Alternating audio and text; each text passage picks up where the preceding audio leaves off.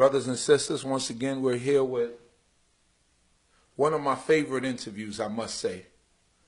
Brother who brings a lot of understanding and wisdom to a lot of different topics.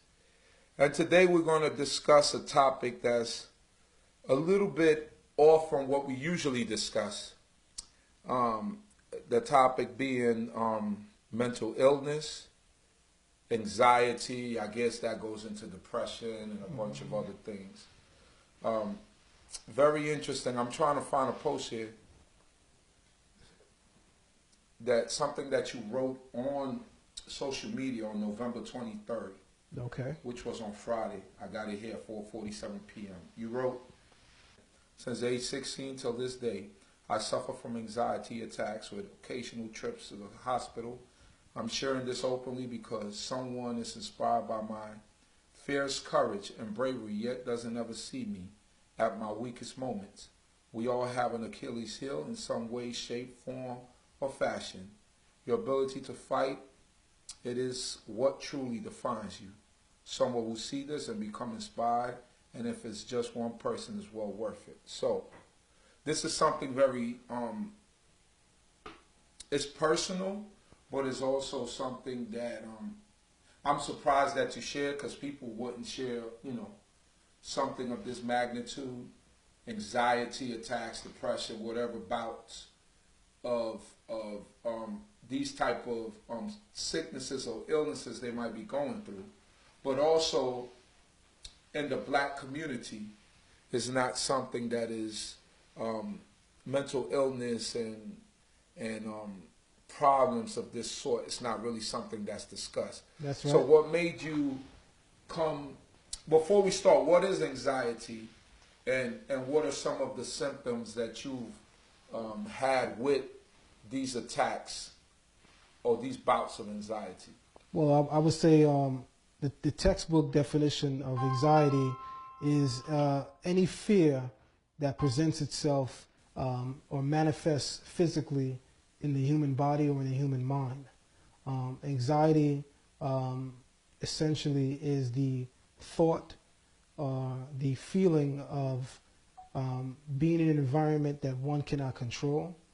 And thus, when you realize that you can't control your environment and you can't control the people who are in those environments, the body usually has two modalities through which it will express itself from that point on. And that's fight or flight. Depending upon your personality, you may choose to fight. And others may choose to flight or run. But this is the body's defense mechanism. Even running is a defense mechanism. I would want to even draw from the great book of the Proverbs that says a living dog is better than a dead lion. For the living, there's hope. So a lot of people in our community, black people on the whole, shy from the issue of expressing their experiences with anxiety, their bouts with anxiety, simply because as black men living in the diaspora in America or in the Caribbean or even in the UK, we are taught that fear is weakness. Showing fear is weakness. We're also taught that, worrying about things make you look soft and weak. So, we fall into this whole machismo BS, that's what it is essentially, and we kind of negate something that's very human. It's a human emotion to be worried about something that you can't control. It's very human. Doesn't mean that you're weak, doesn't mean that you're not strong, but it means that you're human. It's also human to feel fear. When you touch that stove and you realize it's hot, the next time you go to touch that stove, you're going to consider, you're going to think, because now a seed was planted based on that experience. Fear is actually healthy. It's healthy to feel fear. The person who doesn't feel fear will visit the grave real soon.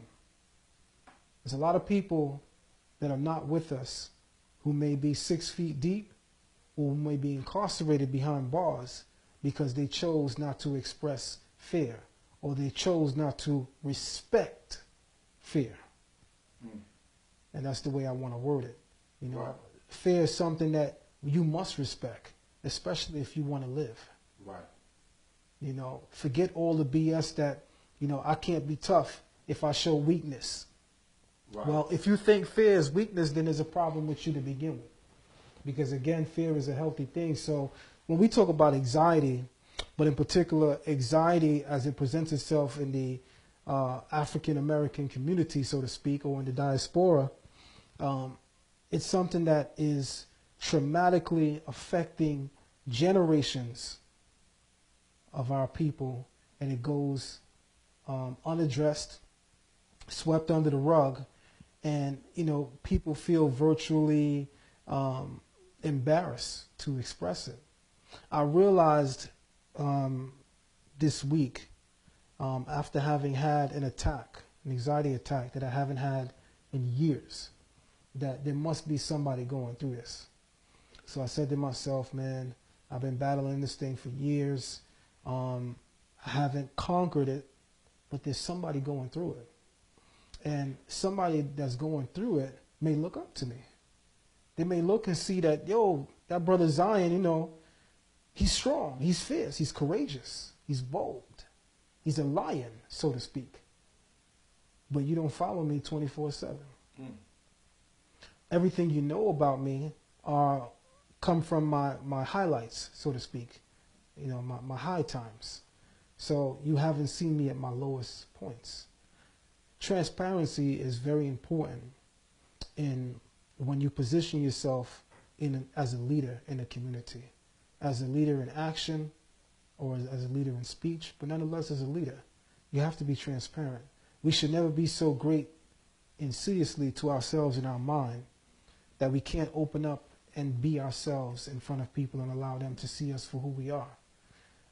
Because someone will be inspired by your experience, especially when they see you continually triumph over adversary. They themselves don't think that they can do that because of what they're facing, not knowing they're facing the exact same thing that you face. So transparency is very important. This particular topic, for me, was very important to get on camera because it's a topic that goes without attention in the scientific community, in the medical community. For instance, there's a woman at Mount Sinai Hospital in the Bronx. Her name is Rachel Yehuda. She spearheads a department that deals with looking at intergenerational trauma. What they're looking at specifically is something called epigenetics. Epi means above or on top, and genetics refers to the complex system of genes and DNA. So epigenetics, as her study is revealing, is basically the careful research and study of any changes in the gene, but not necessarily a change that will alter the structure of the DNA itself or the DNA sequence. Any changes in the gene itself, but not necessarily a change that will interrupt the DNA sequence, is something that they've coined as being a epigenetic syndrome. Now, what they found in their study, they looked at Holocaust victims. And this, what makes this so important is that when you look at Charlemagne the God's social media, for those that follow Charlemagne the God has a video where he's talking about anxiety and how he had to overcome it. In fact, the video was based in part on the book that he just recently wrote, that he released October 23rd, that I bought, and I finished that book within 2 days. Shout out to Charlemagne, excellent book. Number one, he addressed for the very first time his bouts with anxiety and how it has affected him. And there's some terminology that I'm going to throw out a little later in this dialogue that he used to kind of help people who are going through it cope through it, and to kind of bring more awareness and understanding with these terminologies to those who have never encountered them. But nonetheless, Rachel Yehuda's work is examining Holocaust survivors, children who are born to individuals who survived the Holocaust in Germany, whose biological systems, their biochemistry, is responding to acts they never experienced. In other words, her study is showing that you can have generations that go through trauma, and these generations will birth children who never witnessed or experienced those traumas, yet those traumas become markers on their actual DNA, where it's now called epigenetics. The epigenetic marker sits on top of the DNA and tells the cell how to read or interpret the DNA. And what it does is it will teach, because when we're interpreting, we're teaching, or when we're instructing, we're teaching, it will teach the cell itself how to orchestrate the gene reaction to the environment. So in other words, your parents or generations of your ancestors that are going through traumatic situations, you as the offspring of them who may have never gone through it, never lived through it, wasn't even alive during it, you are now carrying a genetic marker in your DNA from their experience that is causing you to act out negatively.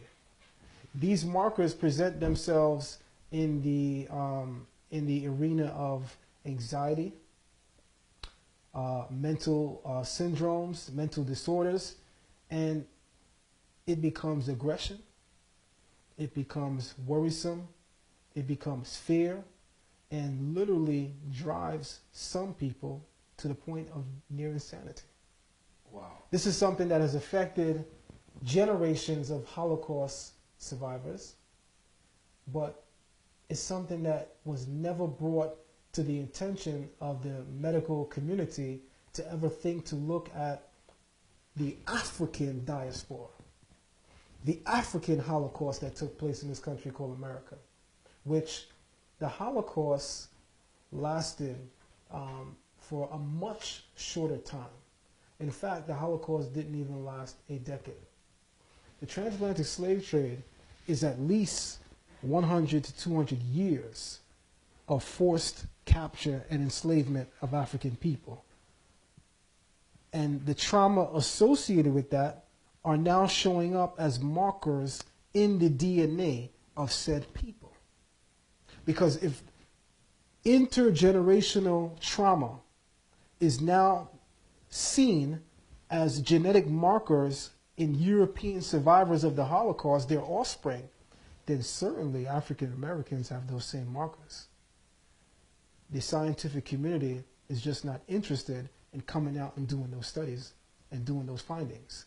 But the fact that they can draw that link and they can say that intergenerational trauma that is not necessarily experienced by any one person living now, but nonetheless they're still being affected by trauma that took place almost 100 years ago. Very real. So what's important today for this dialogue is that this is something that is almost uncontrollable in our community. I had made that post that you read just now on Facebook just 2 days ago, right? And since then, about 85% of the people who responded to that post on Facebook all responded saying they're battling it right now as we speak, anxiety. But I want to tell you something that you don't know. More than 85% of the people who actually openly commented, there were actually more people that came in my inbox to express that they're going through the same thing, because the reality is a lot of people don't like to speak about this situation. Openly discuss something like that, yeah, because it's something that's sensitive to everyone. right. And that, what are some of the triggers Okay. for an anxiety attack, I believe it's called? What are some of the triggers? What are maybe some of your triggers, or what will trigger someone's anxiety? Okay, so I'll give you some of my personal experiences, then I'll give you some of the textbook definitions for some of the triggers. From my experience, there's times that I'll be in shopping warehouses such as, let's say, a Costco or a BJ's, which is an immensely big warehouse. A lot of open space. It usually tends to be overcrowded. I cannot stand to be in overcrowded places and spaces because I get the feeling literally of fainting or passing out.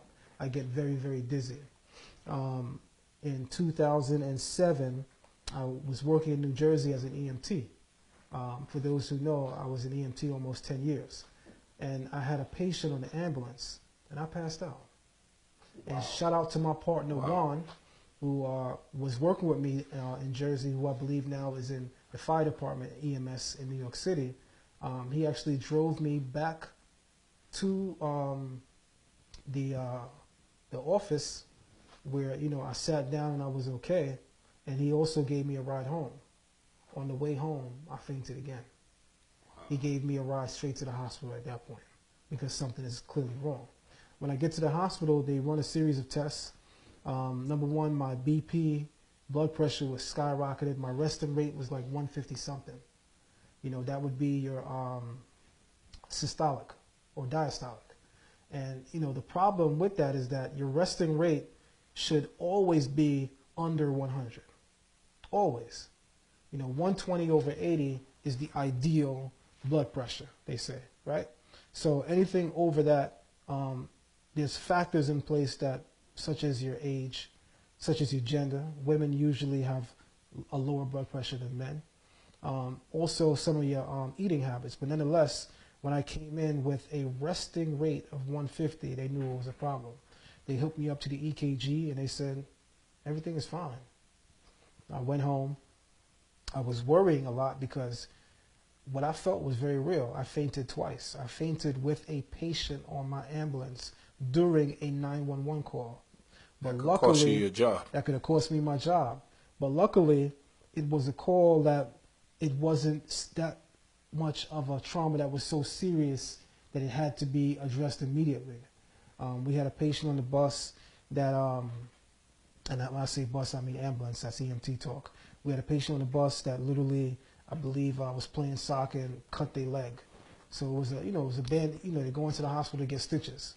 So it wasn't a patient that their life could have been in danger because of my situation. But in hindsight, me looking back, what if that was one of the patients that I had on my bus, of which I've had in times previous, that had a gunshot wound?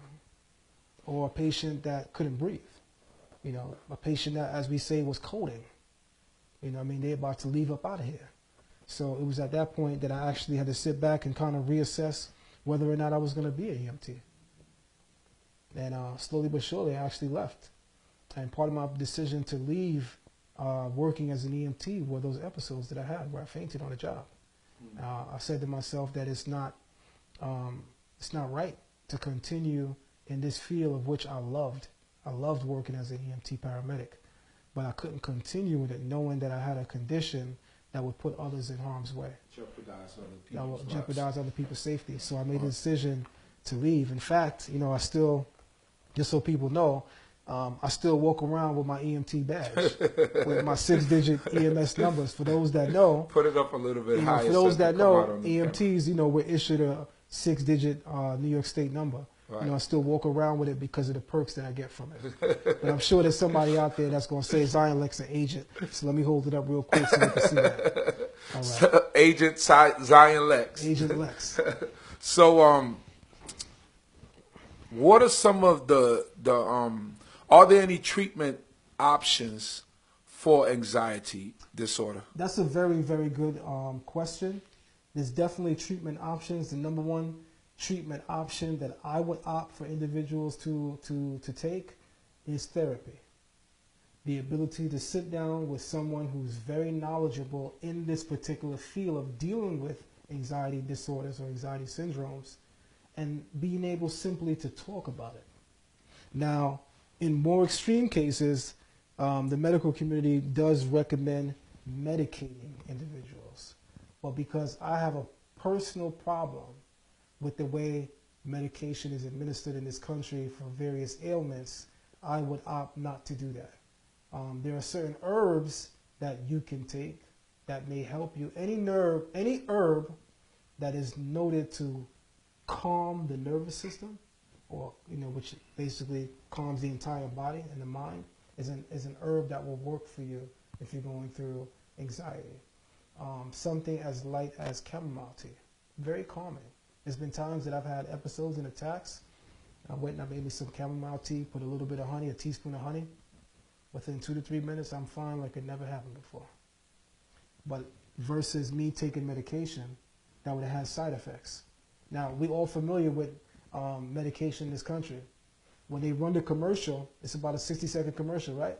Right. And about 20 seconds of the commercial is all the good things. Right. And the last 40 seconds is all the ways that this medication is going to kill you. Could harm you, right? So I don't play with their medication. Right, right. Right, yeah. So, are there any underlying medical problems that could be causing it? Absolutely. There are some medical factors that contribute to it, but for the most part, anxiety is a disorder of the mind. And as they'll tell you in a hospital setting, it's a mental disorder. It's a mental condition. It's not really anything physical. Now, if you have an individual who has a brain disease where the brain may literally be deteriorating, then yeah, you may see signs of or symptoms of anxiety. Right. You know, but for the most part, there's no actual physical condition that is linked to anxiety. It's mostly a mental thing. Okay. Which is why it's one of the hardest things to treat. Because as an EMT, I could tell you that I've bandaged and applied dressing to people that had gunshot wounds, to people that had stab wounds. I've put my non-rebreather, I've put the nasal cannula under people's noses. You know, I've done my CPR. But what bandage and what dressing are you going to apply to someone who has psychological trauma? It's so easy to grab the AED and shock somebody back to life, right? Well, what happens when that trauma is psychological? How do you address that? How do we switch from that physical modality where we physically know what to do when something is physically going wrong to how do we deal with something that is totally mental? Right. You know, most people say that's between you and your God at that point. Right. Because there's not much that any one man can do for you. This is taking place in your mind. Right. And a lot of things that trigger, or some of the things that trigger anxiety is overthinking. So individuals who work at jobs where there's a high demand for them to respond into various situations, you know, people who type all day, people who are public speakers, people who are educators, public educators. These are people that have a lot of signs and symptoms of anxiety. And these are people who are constantly draining the mind day by day. And your mind only can take but so much stress before it begins to send signals throughout the body that will change your environment based on your response. So here is what I came to express and speak about today. I came to talk about the fact that when we talk about anxiety in our community as Africans, as black people, one of the main things that is never addressed are the causes. And one of the reasons why one of the main things that is never addressed, such as the cause, is because even in the field of science and medicine, they still really can't pinpoint the cause. You know, which is why a lot of times it's called an anxiety syndrome. You know, it has several different ways of manifesting itself, but they still even haven't found a cause. You know, a lot of things that fall under the blanket of being termed a syndrome are things that have so many ways of manifesting itself on the surface, but insidiously they cannot find the cause. Anxiety falls under that. But due to the new research brought by individuals such as Rachel Yehuda over at Mount Sinai Hospital, we now know, science is now proving that trauma can follow you intergenerationally. Genetically. Genetically. Okay. So my ancestors who experienced the trauma of the transatlantic slave trade, they now show up on my DNA marker. Literally. You can actually look at it. I believe it's called the FPK95 genome that they actually attach themselves to. Hence why they call it the epi genome or the epigenetic or the And this is epigene. found in everyone that was studied to have had anxiety. This particular marker is found on their genes, on their Right. genome. So this particular marker has been found in those who they tested it on, which happens to be European Jews of the Holocaust experience, right? Okay. So what they did was Which they, naturally with them, they would have it because they ancestors went through their trauma ancestors and shock. absolutely went through a lot of trauma and shock Right. due to what the atrocities that they faced in Europe. Right. Now, my thing is this. The Holocaust in Europe did not last anywhere close to 10 years. Now, the African Holocaust is no less than 200 years Right. of Correct. Europeans going into Africa, taking Africans, bringing them around the waters, and coming through what they call the channel of the Middle Passage and dropping us at various drop-off points, right? Right. And then even when we got to these points, we're still facing trauma, right? And here's the thing about the resilience of black people or African people. For now, almost 400 years, we've gone through trauma living in this diaspora within America as well as the Caribbean. And for these 400 years, we've gone without therapy. Do you know that in a hospital setting, when an individual is going through a traumatic experience, the first thing recommended is therapy, because without therapy, it will only become worse. And it is known that not only will it begin to affect the life of the individual that is going through it, but the lives of anyone connected to that individual. And again, now science is showing that the individual's children will begin to go through those things. But the beautiful thing about it all, to look at things from a positive perspective, is that even though therapy has gone unaddressed in the African community, the African diaspora, for now 400 years, look at the resilience of black African people in this country. It has not broken our spirit. Even through all of these traumas that we face and the way that it shows up as anxiety, we're still celebrating. That's right. We're still smiling. That's right. We're still making history. We're still inventing. We are still creating. We are still excelling. Not to the degree or level that we would like to, but certainly not to the expectation that those who placed us here 400 years ago would have ever looked and thought we would have become. We have black billionaires in this country. We have black people that literally passed every single test known to man when it comes to assessing the IQ. And these are individuals that are doing these things, even going through trauma and living in a traumatic environment and excelling even through anxiety. So what I wanted to point out is the fact that anxiety is a silent killer, because it also causes the heart to race. Let's say you're driving, which, as I explained to you earlier, most people who have anxiety attacks will usually tell you that they have anxiety attacks when they're driving.